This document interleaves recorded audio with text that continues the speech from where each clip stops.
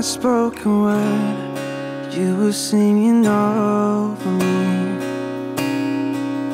Oh, you have been so, so good to me. Before I took a breath, you breathed your life in me. Oh, you have been so, so kind to me. Oh, the overwhelming, never-ending, reckless love of God. Oh, it chases me down, fights till I'm found, leaves a 99. I couldn't earn it, and I don't deserve it. Still you give yourself away. Oh, the overwhelming, never-ending, reckless love of God. Yeah.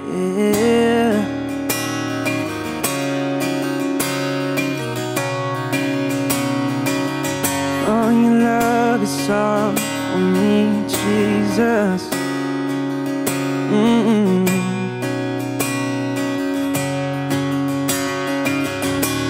But I was your foe, still your love fought for me. Oh yes you did. You have been so, so good to me. When I felt no worth, you paid it all for me. You have been so, so kind to me. Oh, the overwhelming, never-ending, reckless love of God. Oh, it chases me down, fights till I'm found, leaves a 99. I couldn't earn it, and I don't deserve it. Still you give yourself away. Oh, the overwhelming, never-ending, reckless love of God. Yeah.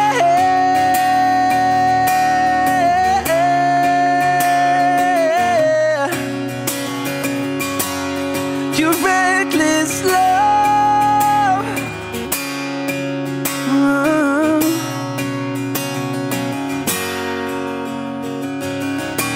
No shadow you won't light up, mountain you won't climb up, coming after me. There's no wall you won't kick down, lie you won't tear down, coming after me. There's no shadow you won't light up, mountain you won't climb up, coming after me. There's no wall you won't kick down, lie you won't tear down, coming after me. There's no shadow you won't light up, mountain you won't climb up, coming after me. Whoa, there's no wall you won't kick down, lie you won't tear down, coming after me. Sing it out loud. There's no shadow you won't light up, mountain you won't climb up, coming after me. Whoa, there's no wall you won't kick down, lie you won't tear down, coming after me. Oh, the overwhelming, never-ending, reckless love of God. Oh, it chases me down, fights till I'm found, leaves a 99. I couldn't earn it, and I don't deserve it. Still you give yourself away. Oh, the overwhelming, never-ending, reckless love of God. Yeah.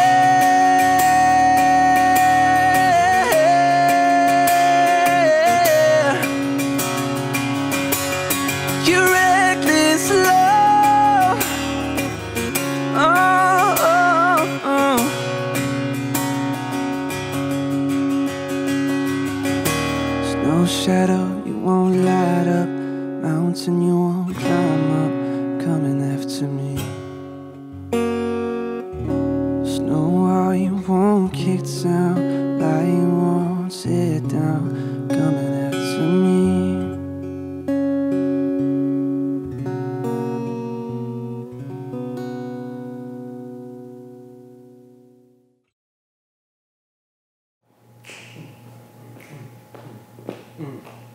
It's time for the announcement.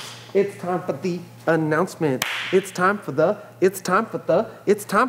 announcements. Hey! What is up? What's crack-a-lackin'? What's crack-a-lackin'? My name's Blake. My name's Max, and welcome to your Bayside 1825 411. Your 411. What's first, Blake? First things first. First things first. Y'all need to follow us on social media. Please follow at Bayside 18.25 on the gram. Because we try to fill you guys in on everything that's happening, give you direction, information, maybe even a little bit of inspiration. Seriously, it's for into you. Your social media feed. So just gift. follow us, be in the know. Plus, we just got done doing Tuesday Night Talks this last Tuesday with the Dr. Ephraim Smith.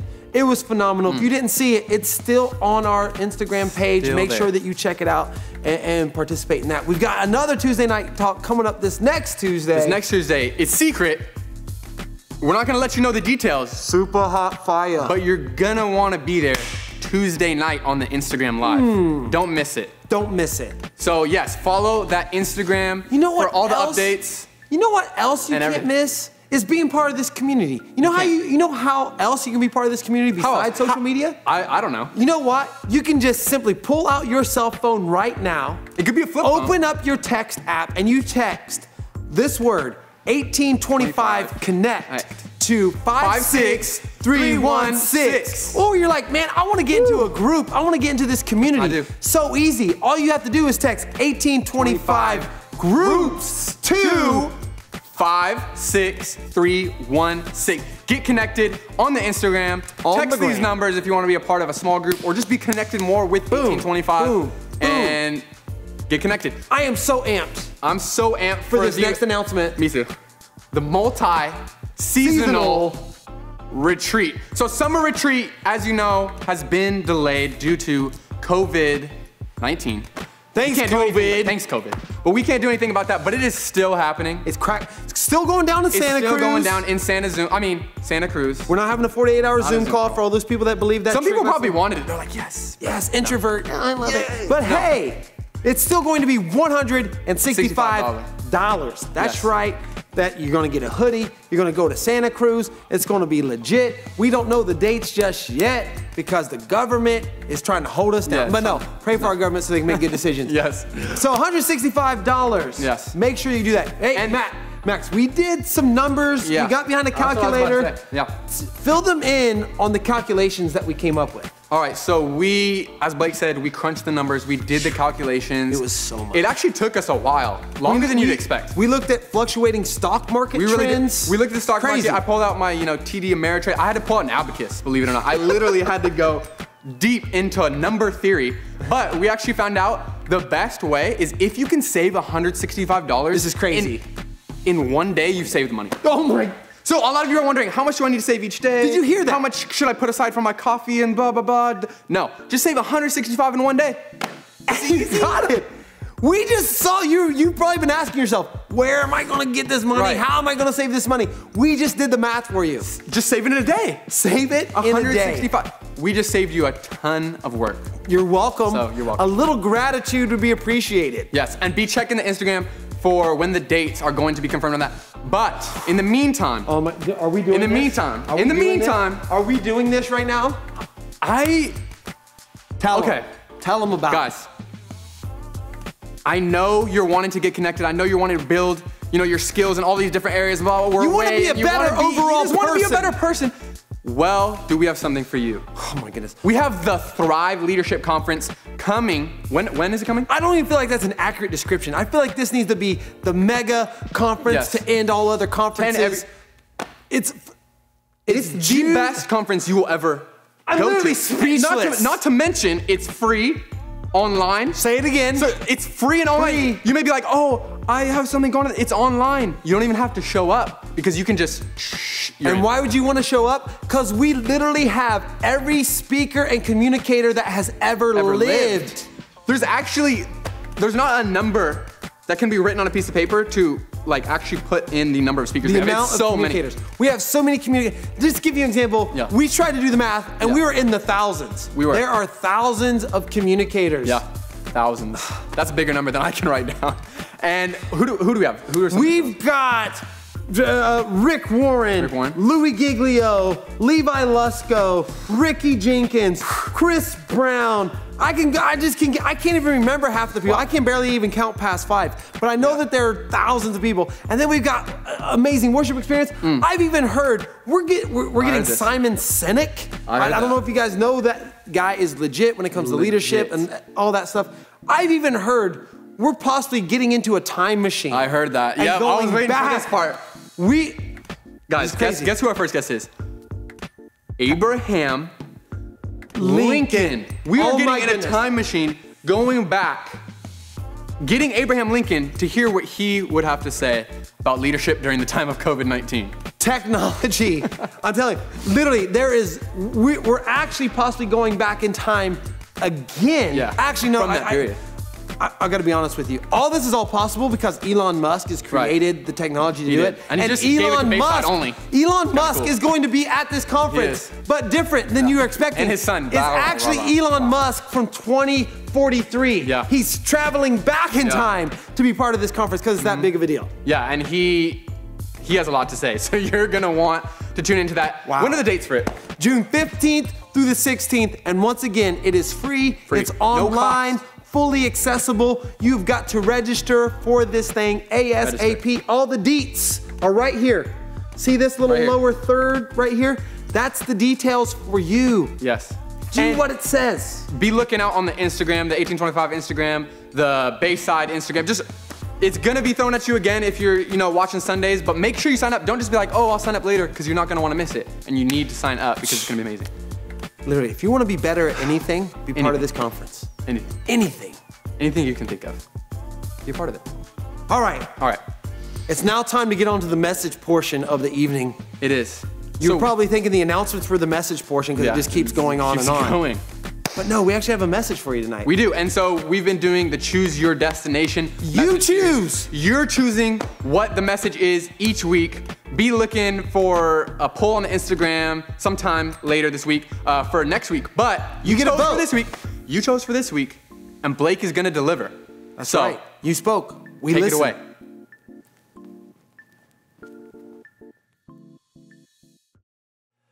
Bayside 1825, we are in week 2 of Choose Your Destination. That's right, you chose this topic tonight, not me. And so we are in Haunted Heart, when my past hurts produce fear for my future. And my goal tonight is to flip that phrase on its head, is that when your past hurts can actually produce faith for your future. See, we're gonna dive into Hebrews chapter 11. Verses 1 and 2 is going to be the backbone of this message tonight. But in order to understand Hebrews 11, you've got to understand Hebrews chapter 10. You see, Paul was writing in Hebrews 10 to a church to remind them that in the middle of their hardships, in the middle of their difficulties, not to lose heart. Actually, in Hebrews 10, he talks about go back and look back. When you first had your relationship with Jesus, you would endure a myriad of conflicts. You would actually be humiliated in public. You would suffer in these different forms. You would actually come alongside those that were suffering and bear the burden with them. And we're hoping for this all to transition. We're hoping for all this to change. And he goes on to remind them of their faith, to let them know that they have a steadfast hope that never leaves them, that never abandons them, that never neglects them. And that he gives them this backdrop leading into Hebrews chapter 11. I'm going to read the last few verses of Hebrews chapter 10, and then we're going to emphasize Hebrews chapter 11, verses 1 and 2. So Paul says this to them. So do not throw away your confidence. It will be richly rewarded. You need to persevere so that when you have done the will of God, you will receive what he has promised. He says, don't throw away your confidence in God. Don't throw your confidence away in what he's called you to do, because you will reap the reward of what he has promised. For in just a very little while, he who is coming will come and will not delay. but my righteous one will live by faith, and if he shrinks back, I will not be pleased with him. But we are not those who shrink back. Right now, you need to hear that. You're not one of those people that shrink back in your faith. You're not timid. You're not cowardice. You're confident. And maybe right now you're thinking, Blake, that's not accurate. No, it's accurate because I'm not speaking to your past. I'm speaking to your potential and who you should be and who God's created you to be. And he's saying that, Paul is saying that to them now. But we are not those who shrink back and are destroyed, but of those who believe and are saved. Hebrews chapter 11 now. Now faith is being sure of what we hope for and certain for what we do not see. This is what the ancients were commended for. If I were to ask you now, there were probably certain moments in your life where you were enduring hardships, you were enduring pain, difficulty, heartache.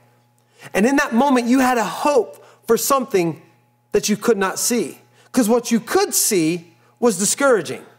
What was in the forefront of your life was something that was heart-wrenching. And you had a hope for something that you could not see. And it says that we are certain for what we do not yet have. It's a hope and it's a certainty of what is to come. When I read this passage, this lets me know that God is able to use pain to produce fruit in our life. Because we have a hope that transcends anything that this world throws at us. And I want to dive into 3 ways that God uses pain to produce fruit in our life. The first way that God uses pain, he uses pain for preparation. God uses pain for our preparation. See, when I was in 6th grade, one of my older brothers, his name's Christian, he would take me to the basketball court and we would play one-on-one. My brother at this time is a senior in high school and I am a 6th grader. And he would beat me several times in a row. And he wouldn't just beat me in a game of one-on-one. He would humiliate me. He wouldn't let me get shots up. He would steal the ball from me. He would laugh at me if I missed a shot. He would criticize. He would ridicule. He would do everything possible to get under my skin. So much so that I would begin to cry. I would begin to weep like a little baby. And I'd start to throw a tantrum. I want to quit. I want to quit so bad. This reminds me of whenever I play Max Skinner in basketball all the time. And I just started sobbing because I had no chance of winning. I didn't have the physical attributes. I didn't have the acumen of the game to be able to compete at a level necessary to win. And I remember looking back at that time and I hated it. I resented those times. I was so frustrated with my brother in those moments. And then time would pass and I remember I started to grow. And I actually got to a point where I was taller than my brother. I started to get more coordinated than my brother. I was more athletic than my brother. And I started to demolish him in basketball. And he would want to leave the court early because he was tired of getting beaten by his little brother. And I'd say, nuh-uh, get back here and get your medicine. Get back here and reap what you sow. And I remember the look on his face when it was a turning of the tide, when he realized he would never, ever beat me in a game of basketball ever again. I'm not telling you that story to brag about my mediocre basketball accomplishments. I'm telling you that story because in that moment, my brother was forging character in me that I didn't realize that he was producing. You see, in that moment, my brother was cultivating a resilience in me, a determination to never quit, no matter what the opposition, no matter what the adversity, no matter how many times I failed. He was developing in me an attitude to never quit.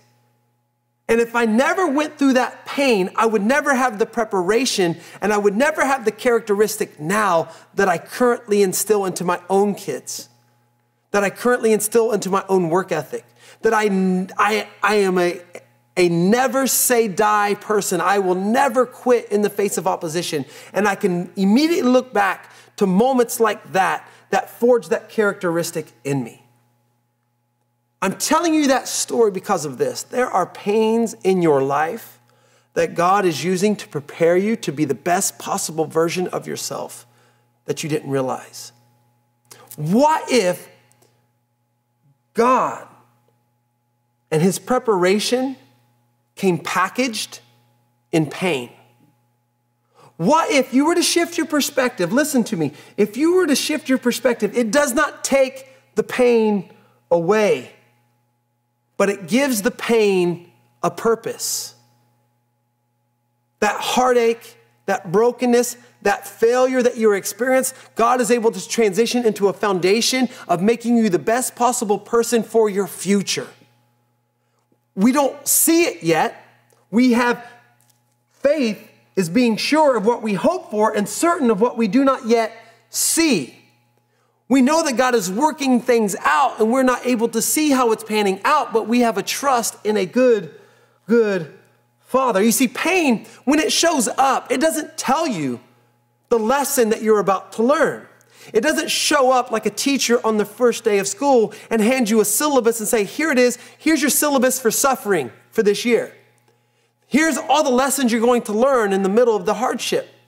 It doesn't hand you a number 2 pencil and say, take acute notes so that you're able to retain all the information I want you to learn in this current season. No, when suffering happens, it does not articulate what characteristics, what attributes it's going to develop in you, but it is sure of this. James has said it, that I count it all joy when I encounter trials and suffering of many kind, because it produces perseverance and character in me. God uses pain not to torment you, not to aggravate you, but to develop you. God is able to do that. See, and this is what we've got to understand. God is more for you than you are for yourself. God believes in you. God sees the potential in you. God knows that you're able to endure whatever it is that he throws at you because he has created you in his image. And that's the thing I love about God. Does not label you according to your past performances. God calls you according to your potential and his purpose. And I'm not using that word potential in terms of like a self-made attribute or ability. I'm using it in the context of God's intricate design for your destiny. That's what I'm meaning by potential, is that God knows what he has prepared for you. How do I know this? Because even in the Gospels, God calls Peter a rock, calls him firm foundation, calls him a strong element. And in that moment, when you've read the narrative of the Gospels, Peter was anything but steadfast in those moments. In fact, Peter got intimidated and terrified of his beliefs in the face of a little girl. But yet God wasn't calling him according to his past performances. He was calling him to his potential, that he was going to help be an apostolic church planner for the gospel to be spread throughout the world. God uses pain for preparation. The next thing God uses pain for is for provision. And I don't mean provision in terms of a material object. I'm using it from the actual original origin of the word, which is from French and Latin. Providere is what it comes from. It means to foresee and attend to. It means that God is able to see things in the future and the landscape of your life that you're not able to foresee. And in order for you to get to that said destination, he uses pain as the prodding element to get you to that destination. What do I mean? So when I was a youth pastor in Colorado, one of my key leaders wanted me to get my first tattoo with him.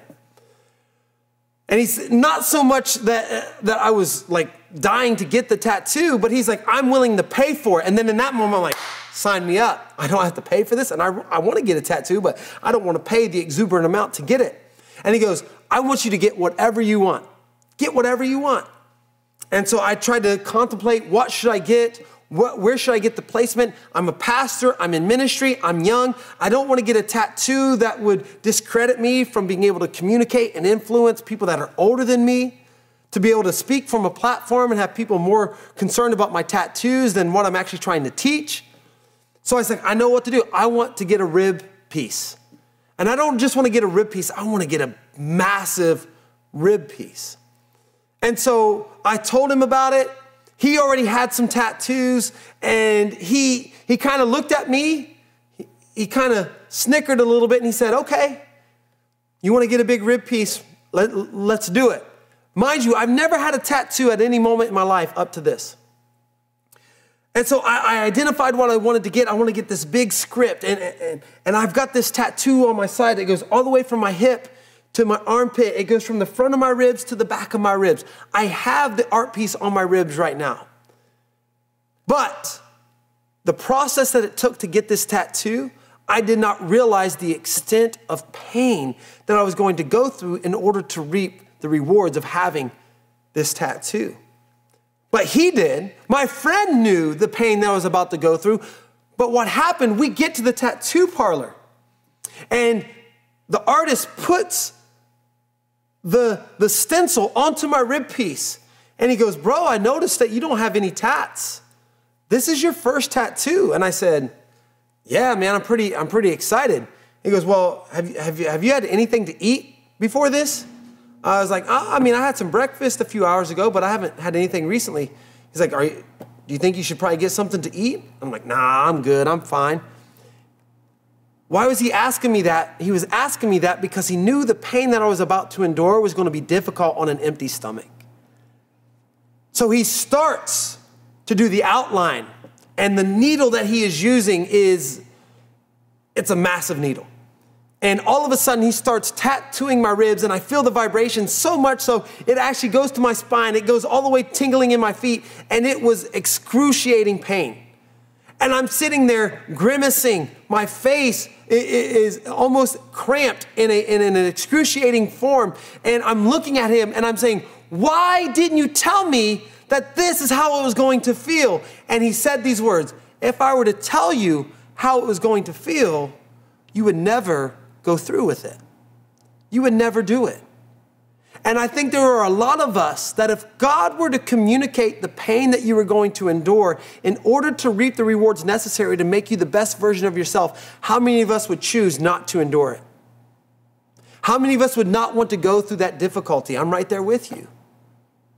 And what we've got to understand that God uses pain because of his provision, because he can foresee. He's able to go beyond what we can comprehend, and he knows what this is going to produce. See, you've got to understand that the testing of our faith, it is not to validate our faith to God. The testing of our faith validates our faith to ourselves. That God needs to test our faith, not so that he's convinced, because you've got to already understand this, that God already sees the posture of your heart. God already understands the element of where, or he already knows the condition of your faith. The testing of our faith is not to prove to God that we're committed. It's to prove to ourselves that we are committed, that we have an authentic faith. Not one that's fake, not one that's fabricated, not one that's forced, but one that is from the core of who we are. The testing of your faith authenticates your belief. See, when I was getting that tattoo, there was moments that I wanted to quit midway through. I wanted to stop. But all I could imagine, the humiliation I would feel with having an unfinished rib piece on my side, and people would begin to ask, what was it supposed to say? What was it supposed to look like? And I couldn't allow myself to give in to the idea of having unfinished business. And that's what happens with our faith. That if you were to abandon, if you were to abort the process of God wanting to test your faith, you are leaving yourself open to an unfinished product. You're leaving yourself open to ridicule. You're leaving yourself open to more humiliation and more scrutiny and more criticism when you don't follow through with the process of God and his provision for your life. See, Romans 8 says this, that while we were still sinners, Christ died for us. See, God saw you in your current state, but he knew in advance what the promise and the reward was going to be. You've got to understand that God died for you in the middle of that suffering. God died for you in the middle of that mistake. God died for you in the middle of that broken relationship. God died for you when you gave your virginity away to someone that has broken your heart and left you abandoned. God was there with you. He knew you when you were addicted to drugs. He knew you when you were abusing substances. And he died for you in that moment. Because he could foresee that he's going to be able to take all of that brokenness, all of that dysfunction, and he's going to turn an awesome mosaic out of it to get you to your destiny. God died for you in the middle of your brokenness of your past. So God's not looking for perfection in your present state, because there's no way that you can earn his favor. You cannot earn salvation by trying to be more perfect, because he didn't die for you to be perfect. He died for you because you were imperfect. And to try to strive for perfection and to try to avoid any sort of heartache and to try to avoid any sort of pain or any sort of dysfunction is counterintuitive to the omnipotence of God. He's all powerful. He's able to take the dysfunction of your life and turn it into something beautiful, because he has provision. And right now, he's looking for a willing participant that's not striving for perfection. They're just striving for progress. That they're willing to trust God in this season of your life. That you're willing to trust God in the middle of the testing of your faith, because you know it validates and authenticates your faith. It authenticates your beliefs, not his. He died for you while you were already imperfect. He died for you when you were already flawed. He died for you in the middle of your failures. He already paid the ultimate price, not for you to try to strive over perfection. So there's no need to have fear for your future, because he's already settled the debt of your past. Don't allow your past to alter your course for what God has ahead of you, because he already died for those mistakes. The last thing I believe God uses pain for is the pain for protection. Are you trying to tell me right now, Blake, that I can endure pain and difficulty and it actually creates protection and safety and tranquility in my life? That's what I'm saying. I'm saying that God can use pain for furthering protection in your life. See, in my life, I experienced an extreme heartache and a heartbreak. Some of you know this story. I'm going to try to abbreviate it as much as I can. Growing up, my dad didn't want anything to do with me. When I was born, he told my mother, "That's not my son. I do not want him in my life." And so growing up through my childhood, my teenage years and adolescence, my dad would come and visit the house, but not to spend time with me, but to spend time with my older brother and my older sister. He would come and pick them up. They'd go get some food and they would come back. And I remember vividly looking out the window at this person that was supposed to be my father. We would have awkward exchanges every once in a while when he would come by the house. This was someone that I was supposed to have a deep relationship with, but he was a stranger to me. Fast forward now to where I'm 18 years old. I've gotten radically saved at the age of 17. I completely dedicated my life to God, to being obedient to his commands, to whatever he's asked me to do. And in a moment of prayer, God tells me, you need to forgive your father. You need to extend mercy to him, and you need to have reconciliation. I was taken back. I was blown away. I was like, God, I'm a year in to my salvation with you, and you're asking me to restore a relationship with him? He's the father. He's the one that should be initiating reconciliation with me. He says, Blake, you've dedicated your life to me. I need you to do what I'm asking you to do. I didn't understand it. I didn't want to have to face this pain. I didn't want to have to deal with this heartache. I didn't want to have to possibly deal with my father verbally assaulting me or laughing at me with an attempt to try to bring reconciliation to an area of my heart that was hurting and broken. So I called my dad, and surprisingly, he answers. And he's shocked to hear me on the other side of the phone saying, hey, Dad, it's Blake. The fact that I called him dad already shocked him. And then I said, I don't know how to go about this, so I'm just going to tell you straight ahead. I love you. I want a relationship with you, and I forgive you for all that you've done. There was no response on the other side of the phone. I began to look at it thinking, did he just hang up on me? Did he just say, But that wasn't the case. My dad was actually rendered speechless by what I said. That silence was then followed up with what I could hear to be whimpers on the other side of the phone. And that whimper then turned into a sob. And that sob, he tried to utter the words, thank you. He said, thank you. I didn't know how to go about doing this. I didn't know what to say. I was so ashamed. I was so embarrassed. I could never forgive myself for what I did to you. And in that moment, we had a conversation, and we set up a time to actually connect in person. And we wanted to set up this time at this restaurant. I vividly remember it was going to be a Tuesday afternoon at Denny's. We set up the time. I'm anticipating, I'm looking forward to it. But that Friday night prior to that Tuesday afternoon meeting, I get word right after our football game. I'm coming out of the locker room. My mother tells me, your dad was in an accident and they don't know if he's going to make it. And we go through this up and down turbulent roller coaster of if my dad's going to make it through or if he's not going to make it through. Months pass and my dad's fighting.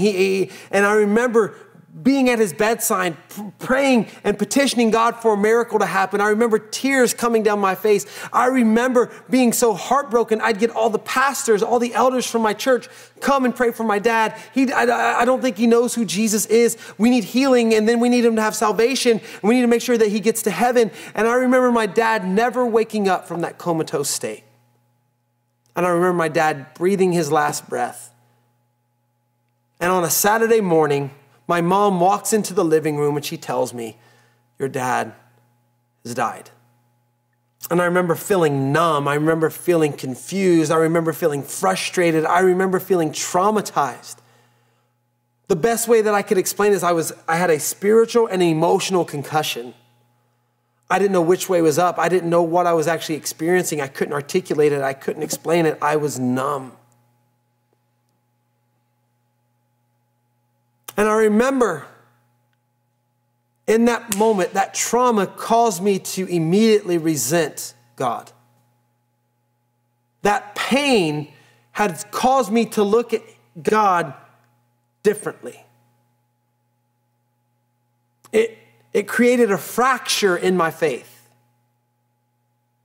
And I remember going years after year after year, questioning God, not understanding why this happened, still trying to faithfully serve God through gritted teeth, and not having complete resolution of what transpired when he told me to initiate reconciliation with him. And then he died. God, that doesn't make any sense. I'm confused. How dare you? What is this, some sort of sick scheme, some sort of plot that you want to laugh and you're this cosmic killjoy playing tricks on your children? What is going on? And I remember that hurt from my past causing fear for my future because I didn't know if I was going to be able to be a good husband, a good father myself. I remember not having the opportunity to be trained or taught by my father on certain skills that a man should know.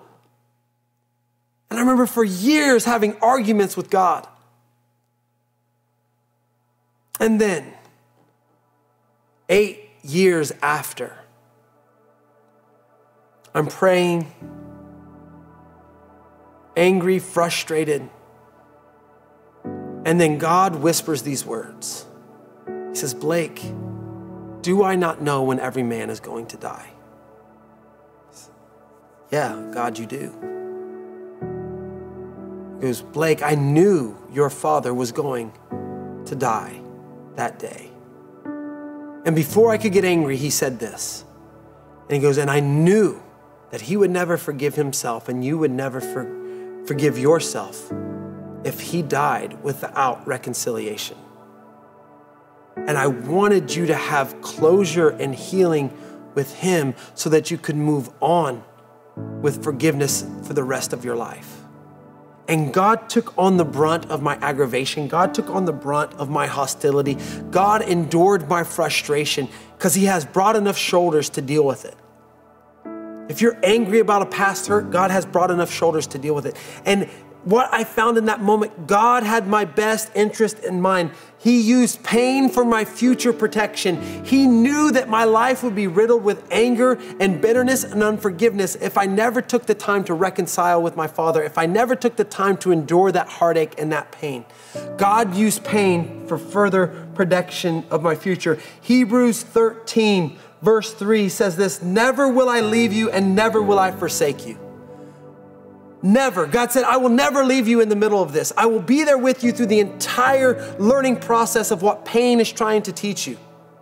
We know Jesus even said, you're going to experience trials of many kinds, but take heart because I've overcome the world. And then in Hebrews, he says, never will I leave you, never will I forsake you. And the Greek word is actually ume right there for the word never. And it literally means never, oh, never. It's a repetitive, it's a double negative. It is so, he wants to be so communicative with the word never that he has to say it twice. Never, ever, ever will I ever leave you. Though your father may have abandoned you, I will never leave you. Though that person betrayed you, I will never betray you. Though that person disappointed you, I will never disappoint you. Though you let yourself down, I will never let you down. I will never, ever leave you or forsake you. But in order to believe this, in order to trust God in these processes, our rational mind can't comprehend a God taking something of brokenness and turning it into a blessing, that God actually gives shame, he turns shame into glory, and he turns graveyards into gardens. But it requires faith, because the type of God that we serve, our rational mind can't comprehend the vastness of his love. We can't understand the width, the height, the depth, and the breadth. That's why we need the Holy Spirit to give us insight to that. And so I just want to end with this. You don't need a lot of faith to move that mountain of pain or hurt of your past. Scripture says that you simply just need a mustard seed of faith. Because that's how magnificent his love is. That's how powerful his love is. There is a reason why you have hope for something more. In Hebrews 11, that we have a hope. Faith is the substance of things hoped for, the evidence of things not seen. That faith, that hope is a deposit of God for you to be able to endure the pain that you're currently facing, because you hope to see what this will produce. And I want you to hear this. Your past hurts don't need to produce fear for your future. God wants to use your past hurts to produce faith for your future. God uses pain for our preparation, for our provision, and for our protection. And some of you right now, you need to experience God's protection. You need to experience God's preparation. You need to understand his provision in your life. And maybe you've been wrestling and you haven't been able to forgive that person or forgive God about this, and you're wrestling with bitterness, and you've allowed there to be a foothold of bitterness in your life. And God's saying, you need to let go of that hurt and hold on to my hand and allow me to walk you into your future and the promises that I have for you. If that's you tonight, I want to pray for you. If that's you tonight, and you need to get connected to community, and you need to get connected to a small group, text the number that we communicated earlier. Text 1825-CONNECT to 56316. Text 1825 groups to 56316 and get plugged into this community that wants to help get you through the problems of your past so you can have hope for your future. God, right now I pray that you give us wisdom. I pray that you give us insight. I pray that you give us revelation to know that you're a good, good Father, that you have the power and the authority to work all things together for good. That God, the same way that Joshua spoke to his family, what you meant for evil, God has used for my good. God, I pray that right now, that our past hurts can produce faith for our future. God, I pray for individuals that have been traumatized in their childhood. God, I pray that you bring healing to that situation. And not only healing, God, let them know that that offense of that person or that evil act that they did, that God, they do not have to dwell on that, because you're going to use that, turn that into something to bless them, to benefit them, to empower them, to champion them. God, I pray for every individual that's experienced hurt and trauma in their life, and they don't have any sort of clear resolution. God, I pray that you help their faith and you coach their unbelief to trust in you, because you're working it out for their good. We love you. It's in Jesus' name we pray. Amen.